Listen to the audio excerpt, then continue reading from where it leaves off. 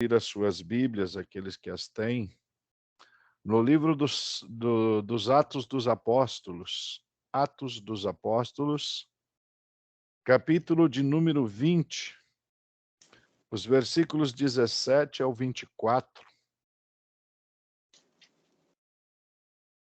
Atos dos Apóstolos, capítulo de número 20, versículos 17 a 24, diz assim: De Mileto mandou a Éfeso chamar os anciãos da igreja.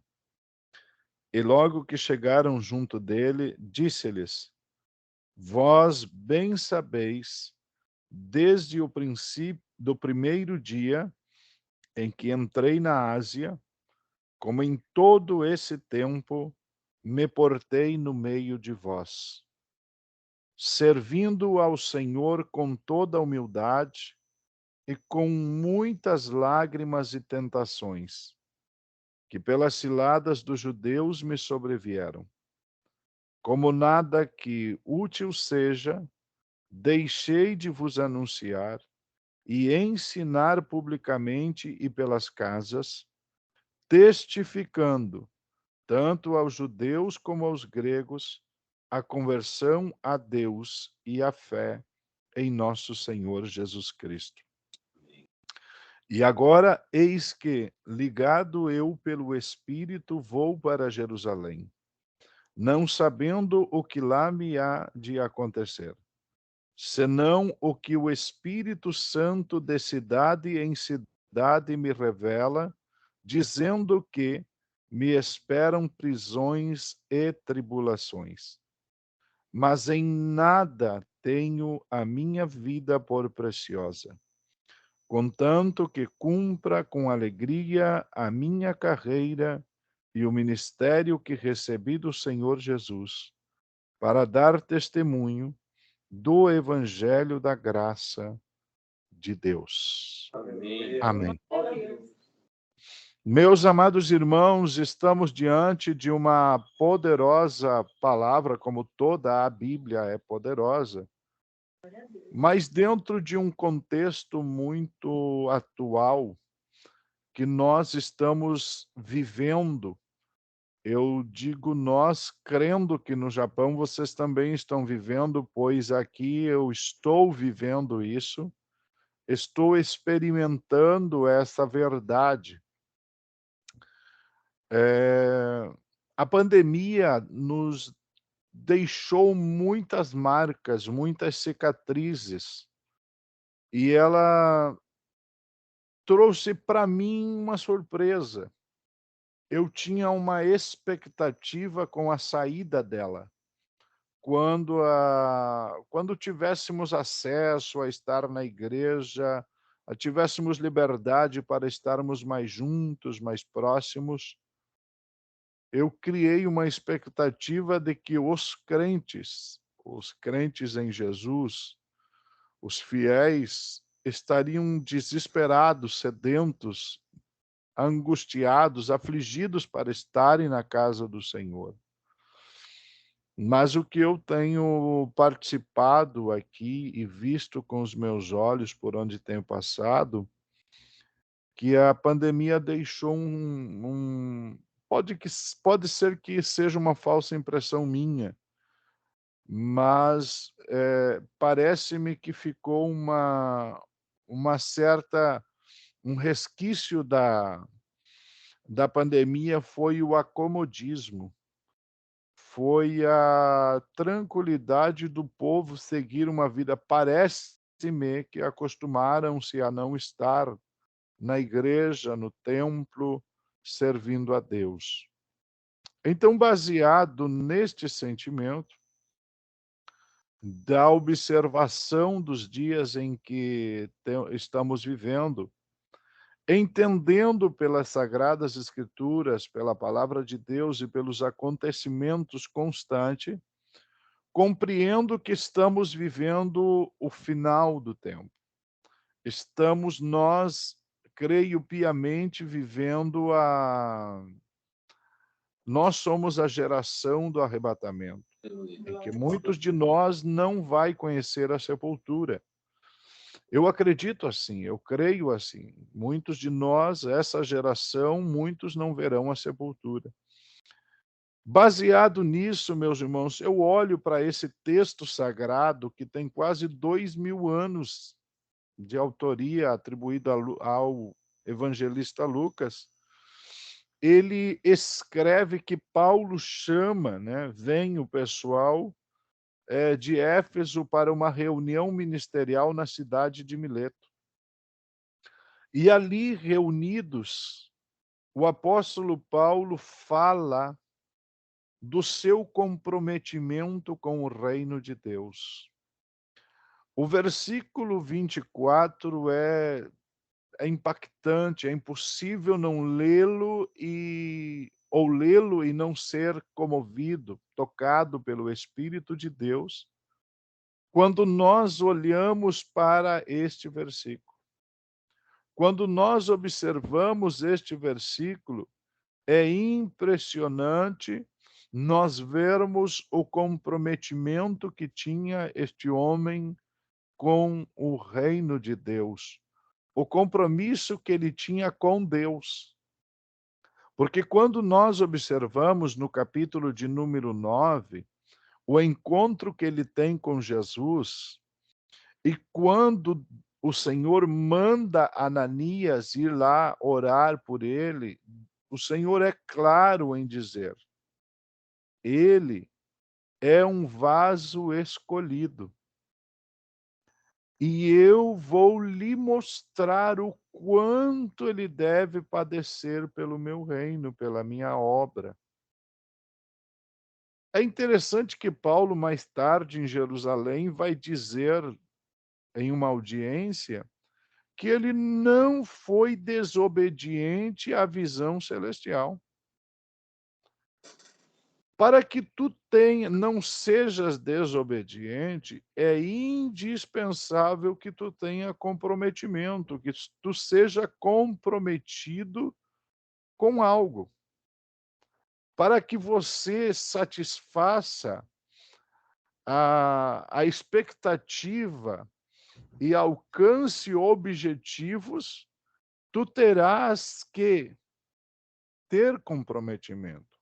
O compromisso de um homem de Deus, de uma mulher de Deus, ele passa em várias áreas do comportamento humano, passa em várias formas de manifestação do quanto sou ou não sou comprometido com algo. Nós, quando crescemos, deixamos de ser meninos, crianças, a gente começa a adquirir certas responsabilidades. E essas responsabilidades, elas passam a ser satisfeitas a partir do momento em que eu me comprometo. Lembro-me da minha infância que minha mãe dava a nós determinadas tarefas, né? Éramos um grupo de crianças ainda em casa e a minha mãe compartilhava diariamente tarefas para nós. E todos é do nosso saber que sempre há alguém que se crê mais esperto, que se crê mais ligeiro do que os outros e buscava negociar as suas tarefas, baseado em favores, né, ou alguma situação em que pudesse alcançar vamos dizer assim, uma forma de desviar o seu compromisso ou demonstrar a sua falta de compromisso com aquilo que lhe foi entregue. Não raras vezes fomos castigados, não raras vezes sofremos a consequência desta, vamos dizer assim, falta de compromisso, porque lembro-me que minha mãe não era muito amigável com aqueles que não tinham compromisso, né. O castigo era certo. E vai subindo, os anos vão passando, vão subindo os níveis de exigência para com, a vida do ser humano. Você precisa fazer escolhas, Essas escolhas demandam estudos, demandam reflexão, demandam atitudes certas, porque se você fizer uma escolha errada, pode trazer consequências até por toda a vida e até a eternidade. Chega o momento, por exemplo, de batizar-se nas águas, né? É um momento muito importante. Eu me lembro que quando eu procurei meu pai e minha mãe para me batizar, eu tinha 11 anos de idade, e eu queria me batizar. Então, conversando, eles tentaram me dissuadir, mostrando que eu era muito criança para aquilo. Não alcançando me dissuadir, levaram até o pastor. Ou depois de uma longa conversa com o pastor decidiu me batizar. Aquilo é um compromisso público, lá está inserido no contexto da minha vida, que em um dia, um sábado, no mês de maio de 1988, eu deixei de ser uma criança e passei a ser um adolescente que assume uma responsabilidade diante de uma igreja inteira e diante de uma sociedade. Por quê? Porque eu assumi naquele dia que eu seria membro da Igreja Evangélica Assembleia de Deus, que tem suas responsabilidades, o privilégio de participar da Santa Ceia uma vez ao mês, o privilégio de fazer parte dos membros de uma igreja, de uma instituição séria na cidade, mas tem muitas responsabilidades com as quais eu me comprometi a responder por elas e principalmente cumpri-las. Os anos vão passando e lá com 20 anos de idade eu sou separado a obreiro, e assim por diante vão subindo os níveis de responsabilidade, e tudo isso requer comprometimento, né. Eu costumo sempre dizer em reuniões restritas de obreiros, de ministério, que o pastor não nasce pastor. O pastor é formado, é preparado ao longo dos anos para exercer esta função gloriosa, que é uma vocação divina. Então, baseado nisso, olhando para Paulo encerrando aqui a sua cruzada na Ásia, e já definido a sua volta, ele disse: "Olha, eu na verdade não sei exatamente o que me espera, a não ser que eu tenho comigo uma coisa: o Espírito Santo de cidade em cidade está me avisando que me esperam coisas difíceis. Há dificuldades pelo caminho, há barreiras pelo caminho". Escrevendo aos Coríntios, Paulo vai dizer: "Olha, eu já passei de tudo", né. Quando a gente ama falar aquele versículo 4:3 de Filipenses, posso todas as coisas naquele que me fortalece, mas se nós olharmos o versículo anterior, Paulo escrevendo aos Filipos, a igreja de Filipos, Paulo está explicando para eles o que era o ministério dele, em que consistia o ministério dele, né. Então nós precisamos entender que me encanta esta passagem bíblica, porque me dá a mim uma chamada de atenção para que eu me ocupe mais e tenha mais comprometimento baseado em homens como este, que doaram a sua vida. Ele vai escrever aproximadamente 6 meses antes de ser, segundo a tradição, decapitado com autorização de Nero. Ele vai escrever ao seu filho ministerial Timóteo dizendo: "Olha, eu sei que o tempo da minha partida está próximo, né, mas eu estou aqui sabendo que vou ser oferecido como um sacrifício, mas o que eu posso dizer para vocês? Eu combati o bom combate, eu consegui guardar a fé até aqui, acabei a carreira, é chegada a hora, não adianta, passou minha vez. A nossa vez, a nossa hora está passando, o nosso tempo está voando, e nós precisamos parar aqui e fazer a seguinte pergunta: eu tenho comprometimento com Deus? Eu tenho compromisso com Deus? Nós passaríamos, no meu caso, eu aqui o dia inteiro, os senhores a noite inteira aí, talvez fazendo um fórum e debatendo este assunto de compromisso ou comprometimento? E será que temos realmente? Então eu queria falar com os irmãos acerca de 3 atitudes que comprovam e as quais eu preciso realmente demonstrar através disso que tenho compromisso com Deus.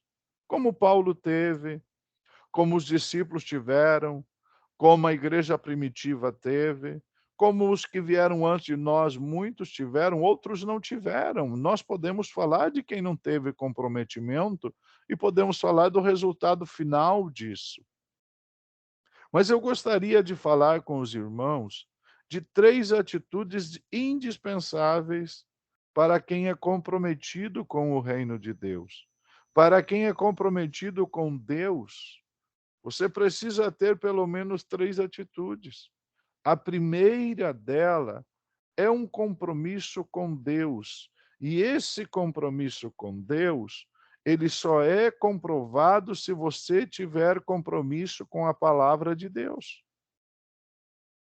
Se você não tiver comprometimento com a palavra de Deus, o nosso tempo agora, irmãos, nós agora nesse tempo que estamos vivendo, tem sido um tempo que assim o mundo inteiro está cheio de gente querendo fazer algo para Deus, querendo fazer algo em nome de Jesus. Está cheio a internet, as redes sociais, aí está uma das coisas que a pandemia trouxe, irmãos, a riqueza, a terrível riqueza mundana e diabólica superabundou na terra, de gente sem compromisso com a palavra de Deus, querendo fazer algo para Jesus. Em nome de Jesus profetizando, em nome de Jesus tendo revelações, visões, tomando atitudes absurdas, dizendo que Jesus me revelou, Deus me revelou, o Senhor me mostrou. Irmãos, se realmente nós servimos a Deus e estamos objetivando ir morar no céu, o nosso compromisso número 1, inegociável, é com a palavra de Deus, inerrante, infalível. Irmão, não se a palavra de Deus não é para ser discutida se é verdade ou não é, se é ou não é. A palavra de Deus é poderosa, a palavra de Deus é extraordinária. A palavra de Deus é o que eu e os senhores precisamos entender. De que ou eu tenho 100% compromisso com a palavra de Deus, ou eu não tenho compromisso com Deus. O Salmo 119, 97, o salmista fala do seu compromisso com a palavra de Deus.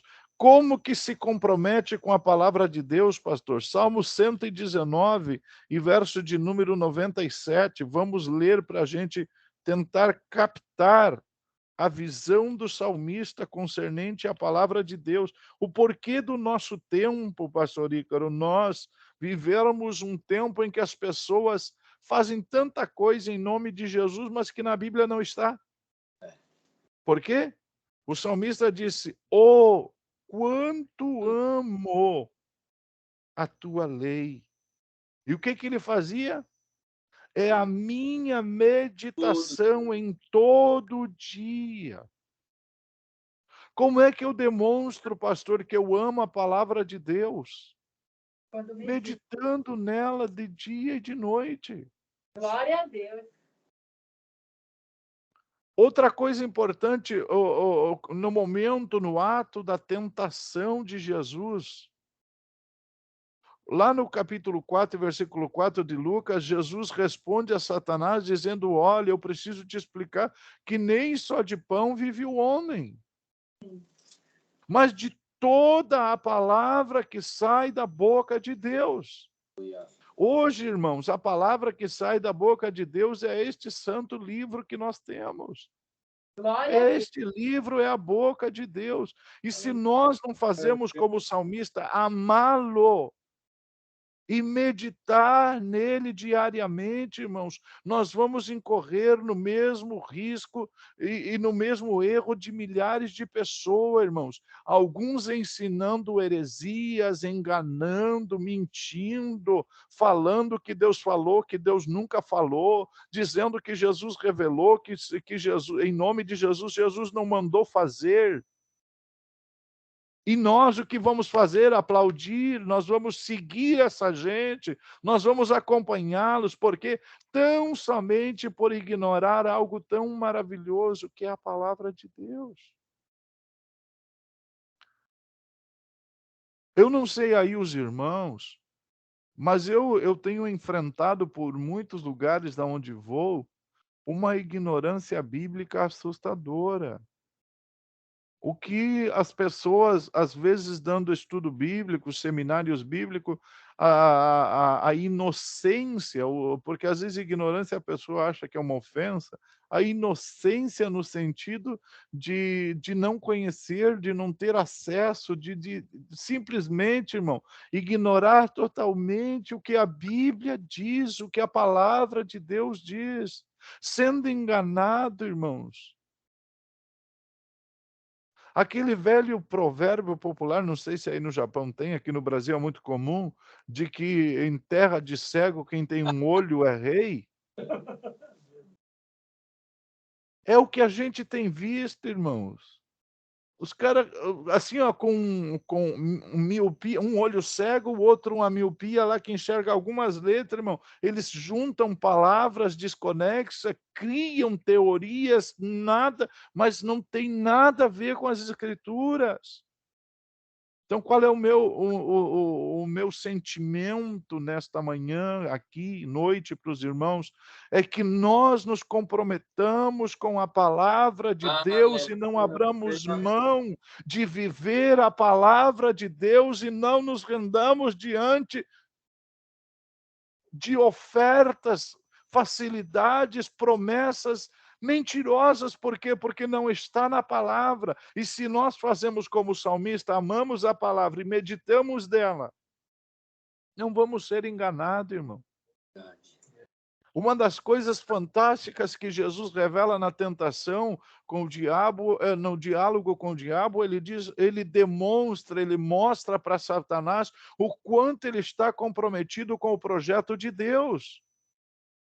Mas a demonstração, escute-me bem, irmão, a demonstração de que eu estou comprometido com o projeto de Deus é amando e conhecendo a sua palavra, pois a sua palavra revela a sua vontade. Aleluia. Quando nós estamos conectados com a palavra de Deus, logo o Espírito Santo tem liberdade para agir no meu caráter, no meu ser, na minha alma. Eu me torno uma pessoa sociável, domável, dobrável. Nós podemos ser trabalhado a nossa vida, o nosso caráter, as nossas ações, porque mas pela palavra de Deus, irmão, e não ser guiado de um lado para o outro, jogado de um lado para o outro, levado por conversas e vãs filosofias. Nós precisamos aprender com o salmista. Amar e meditar. E aí mostrar, demonstrar como Jesus está comprometido com Deus, por quê? Fazer uso da palavra na hora da tentação, na hora da fome, na hora da solidão, na hora em que está sozinho, abandonado, esquecido. Ah, ninguém vem me ver, ninguém me visita, mas você tem a palavra que te alimenta, você tem o Aleluia. Espírito que te acompanha, mas ninguém me abraçou, ninguém me viu, ninguém vê o que eu preciso. Não, irmão, eu tenho a palavra me Glória a alimenta. Deus. Aleluia. Oh, glória a Deus. Aleluia. Aleluia. Então, isso aqui é importantíssimo, irmão. Primeiro ponto, primeira atitude de um crente é amar a palavra, se Aleluia. comprometer com ela, lê-la, estudá-la, esquadrinhá-la, mergulhá-la. Irmão, tu não podes jamais. Eu tive acesso a ler a palavra pela primeira vez há muitos anos. Eu era uma criança. Todos os dias eu peço a Deus que mantenha dentro de mim uma fome, uma sede insaciável pela sua palavra. Enquanto a palavra de Deus for o desejo do meu organismo espiritual, for o anelo, for a busca, eu terei muito mais probabilidade de andar no caminho certo do que errado. Eu terei muito mais probabilidade de resistir às tentações, como disse Paulo, e quantas tentações, provações, quantas coisas a gente vive diariamente, mas quando eu amo a palavra, quando eu medito na palavra, quando eu sou comprometido com a palavra de Deus, logo, dificilmente alguém vai me passar para trás, me fazer de bobo, né, ficar com aquela cara de bobo que foi enganado por uma criança. Então nós precisamos ter esse princípio, irmãos. Eu sinto a presença de Deus nesta palavra. Aleluia. Pode dar glória a Deus aí, irmão? Aleluia. Glória a Deus. Aleluia. Comprometimento com a palavra. Segunda coisa que um crente, segunda atitude que um crente deve ter, irmão, além de comprometimento com a palavra, ter comprometimento com a obra de Deus. Porque é impossível dizer que Deus fez uma obra na minha vida e eu não amar a obra dele. Eu não me comprometer com a obra dele. Há milhares de anos, Deus disse a Jeremias, olha, Jeremias, capítulo 48, verso 10, diz, olha, maldito é quem faz a obra fraudulentamente. Que perigo nós estamos correndo. Que atitudes temos tido para evitar incorrer no erro de sermos colocados no grupo dos fraudulentos. Aqueles que a obra de Deus é tratada como qualquer outra coisa, como uma empresa. A maior obra de Deus, irmãos, é as almas. E aí, a obra mais extraordinária, quando Cristo no Calvário completa a obra, qual é a obra? Da salvação. A obra do resgate. A obra de comprar aquilo que era de Deus. Imagine que Deus é quem fez o homem, as almas são de Deus. Se eu disser para os senhores que essa caneta que eu tenho aqui na minha mão vale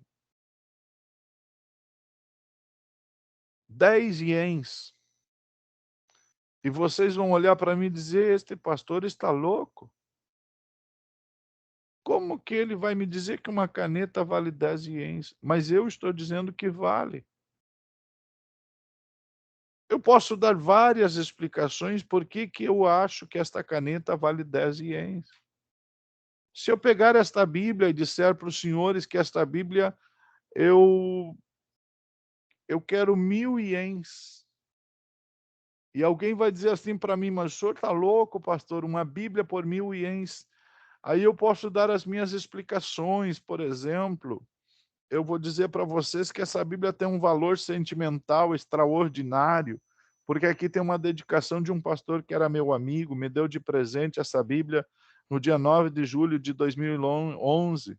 Logo depois, esse pastor morreu num acidente terrível, o pastor Hélio José da Silva, não sei se o pastor Ícaro conheceu, era um pastor que gerenciava todo o grande templo, a livraria, Cantares de Salomão. Ele foi atropelado por uma carreta. Logo depois que ele me deu essa Bíblia de presente, meses depois, ele sofreu esse acidente. Então, eu digo assim, essa Bíblia tem um valor sentimental, um amigo que me deu o último presente antes de partir para a eternidade, e eu digo que vale 1000. Mas você pode dizer que não vale nada, você pode dizer que para ti isso não tem valor. Você pode dizer para mim que esta caneta vale cents. Cada um avalia conforme acha que tem o valor. Então você precisa entender, por exemplo, há uma história que muito antiga de um senhor ancião chama seu neto e lhe dá para ele uma joia e diz para ele: vai aí no mercado público e oferece esta. Era um relógio antigo, oferece para todo o pessoal aí do mercado público, só que você vai me fazer uma promessa: por dinheiro nenhum você vai vender. Ele oferece para todo mundo e o máximo que ele consegue são $50. Alguém oferece $50, por misericórdia do menininho que estava vendendo aquele relógio velho. O vovô diz para o neto: vai agora lá no senhor fulano de tal, que é o ourives, que entende de joias, de ouro, de pedras preciosas, e peça para ele avaliar esse relógio, mas não venda por dinheiro nenhum. O menino vai, o senhor pega essa peça, avalia e diz: menino, da onde você tem isso aqui? E o menino diz: não, isso é do meu vô. Diga para ele que eu dou milhares de dólares por essa peça é raríssima, essa peça tem mais de 200 anos, e ofereceu mundos e fundos para o menino. Não, meu vô disse que não é para vender, só para saber quanto vale. Volta lá, e o vô pergunta para o menino: qual é a diferença daquele pessoal do mercado público para o senhor ourives? E o menino disse: queria me dar algumas moedas, outro queria me dar milhares. E qual é a diferença? É porque aquele senhor ourives sabe o valor que tem.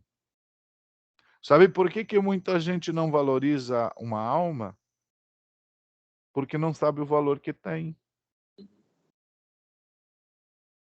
Às vezes nós, irmão, não valorizamos nem a nossa alma, nem a nossa salvação.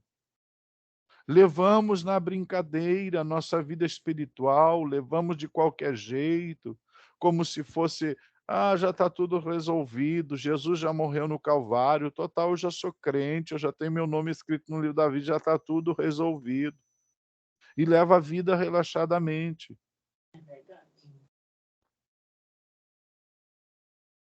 Olhe e preste atenção no que eu vou te dizer. O que entende do valor de uma alma disse que ela vale mais do que o mundo inteiro perdido. Aleluia. Então tenha compromisso primeiro com a tua, que a maior obra que Deus já fez na terra foi levar o seu filho ao Calvário. Te comprometa com aquilo que ele diz que vale mais do que o mundo inteiro, que é a tua alma. Segundo lugar, te comprometa com as almas, que é a obra primordial. É por isso que a igreja existe, é para isso que a igreja existe, é para salvar as almas, é para resgatar os perdidos, é para buscar aqueles que estão no vale da sombra e da morte. Então, irmão, irmã, não façamos a obra de Deus de qualquer jeito, façamos a obra comprometido a tempo e fora de tempo.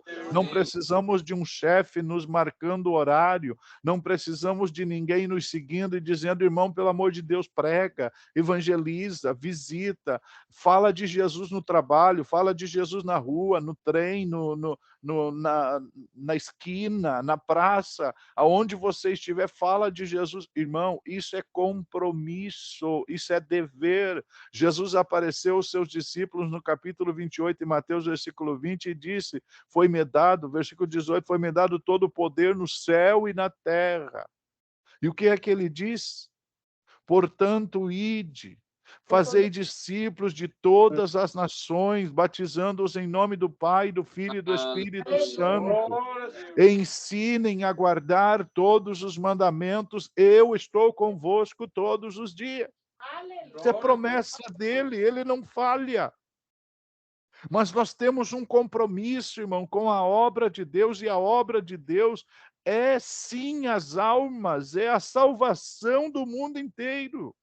Aleluia. Eu glorifico a Deus falava com o pastor Jorge a semana passada, estava na casa dele, e falávamos justamente no pastor Ícaro, a dedicação, o prazer, a alegria de estar noutro país. O pastor Jorge disse: quem foi missionário, sabemos o quão difícil é estar em outro país, anos e anos, em outra nação, pregando o evangelho, ganhando alma, mas que Deus levante companheiros. Quem está aí neste culto, ouça-me bem, o pastor Ícaro está fazendo a parte dele, faça a sua. Todos temos comprometimento, todos devemos estar comprometidos com a obra de Deus, porque Deus vai requerer do pastor Dorival, vai requerer do pastor Ícaro, mas vai requerer de você também. Glória a Deus, aleluia. Porque o compromisso é de todos, porque o dever é de todos. E nós temos a obrigação de fazer a vontade de Deus e pregar a palavra de Deus, e o principal compromisso que nós temos com a obra de Deus, as almas. Aleluia. Então, a atitude de um crente salvo, que vai morar no céu, tem compromisso com Deus e a sua palavra. Aleluia. Segunda atitude, tem compromisso com a obra de Deus. Glória a Deus. Aleluia. Terceira atitude de um crente salvo, de um crente nascido de novo, é comprometido com a igreja do Senhor. Isso é de suma importância, irmão. Porque se na obra de Deus, quem põe a mão no arado não pode olhar para trás e tem que estar envolvido, ganhar almas é uma tarefa de gente sábia.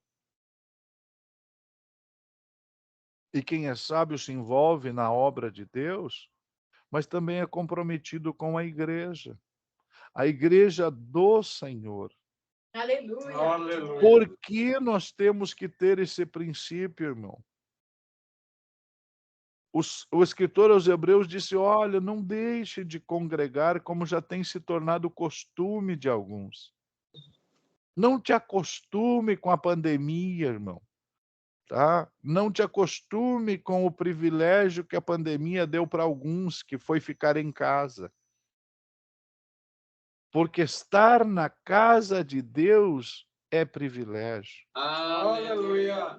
Ficar em casa, irmão, é um momento maravilhoso com a família, é lindo, tem que aproveitar, mas tenha compromisso com a igreja do Senhor. O salmista, no Salmo 27:4, ele diz que ele ia demandar do Senhor, ele ia pedir, ele ia buscar com toda a sua força. Para quê? Para que ele pudesse estar na casa do Senhor todos os dias e aprender. Olha a maravilhosíssima ideia, pensamento que ele tinha da casa de Deus, da igreja.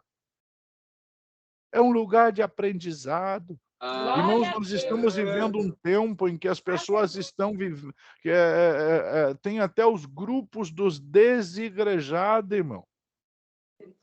Ah, fazendo agrupamentos de gente, congregações online na internet, pastores de internet, de que não precisa ter igreja. Mas o salmista nos diz: olha, eu quero estar na casa do Senhor todos os dias para aprender.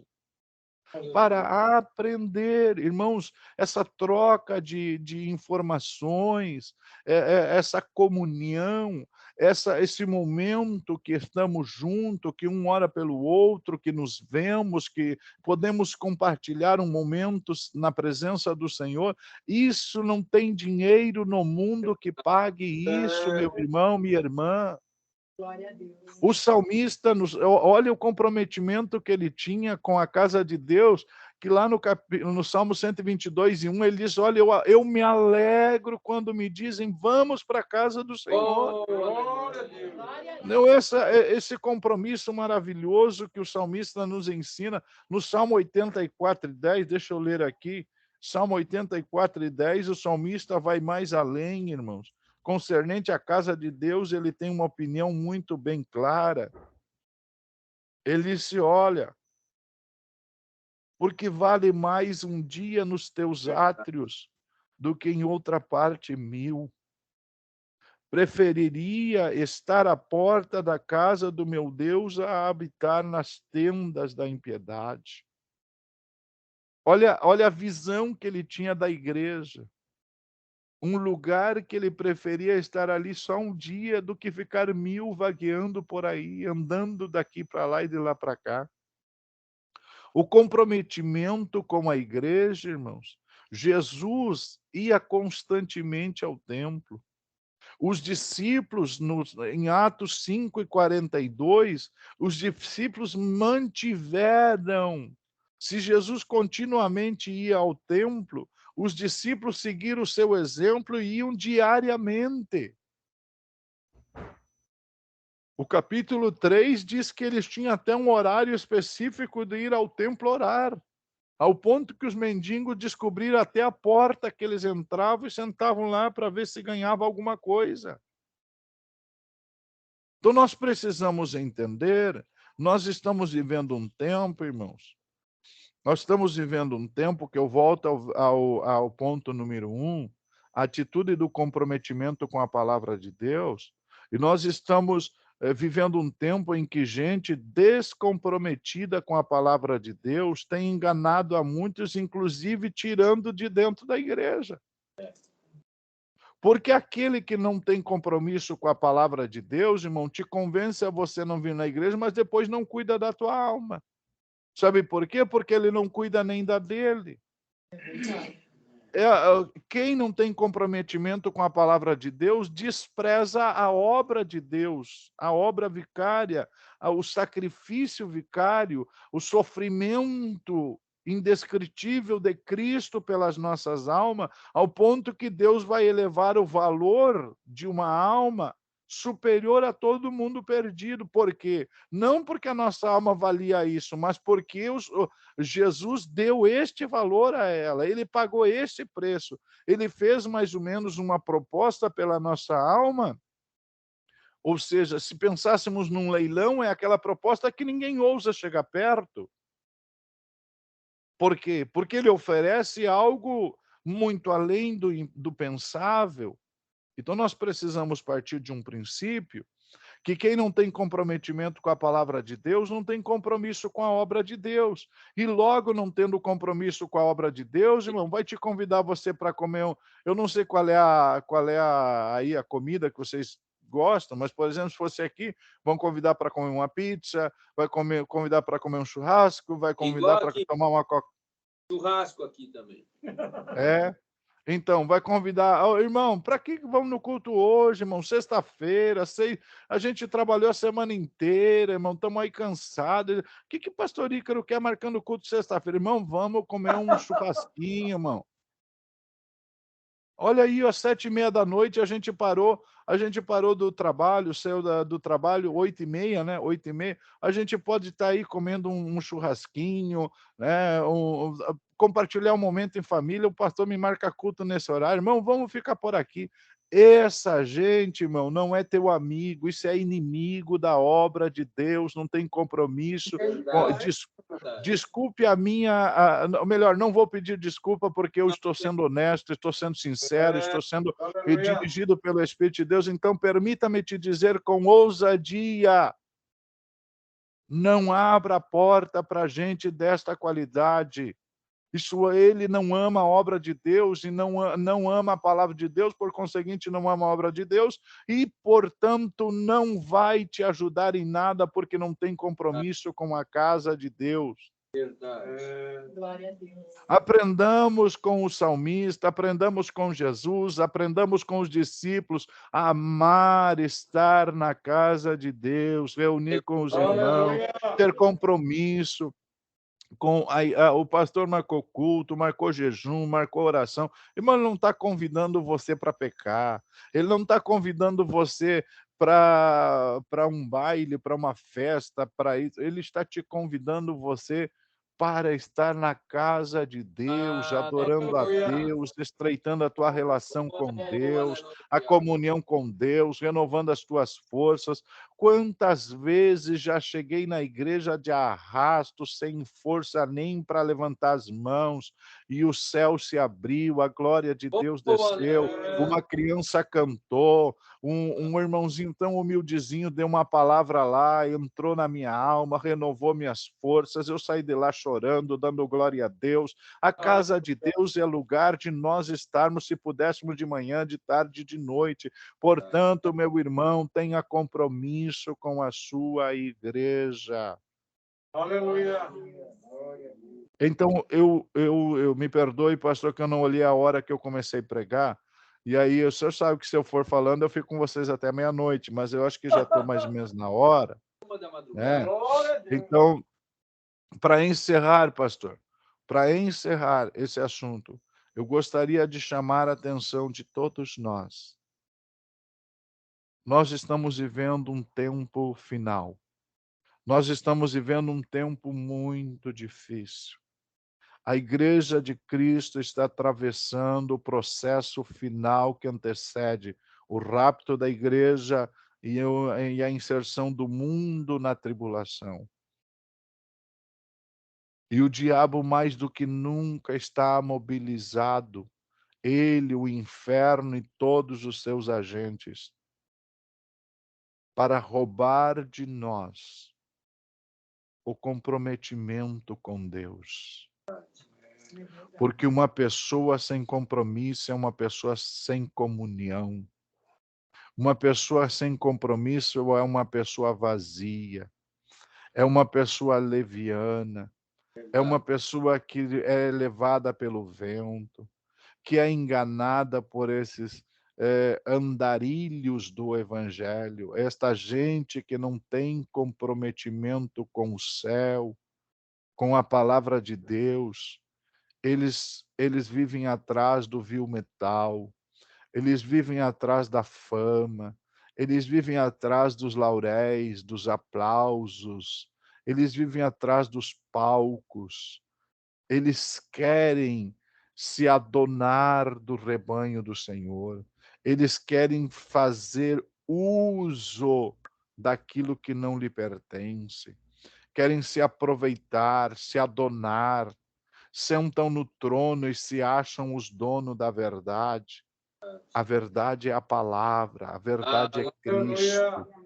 Então, meu irmão, minha irmã, aproveite esse momento em que estamos na casa de Deus e renove o teu compromisso com Deus. Aleluia. Enquanto eu estou pregando, você está vendo na minha mão direita um anel, na minha mão esquerda, perdão, um anel.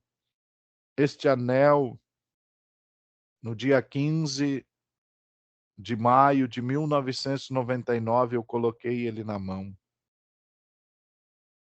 Esse anel representa um compromisso público que eu assumi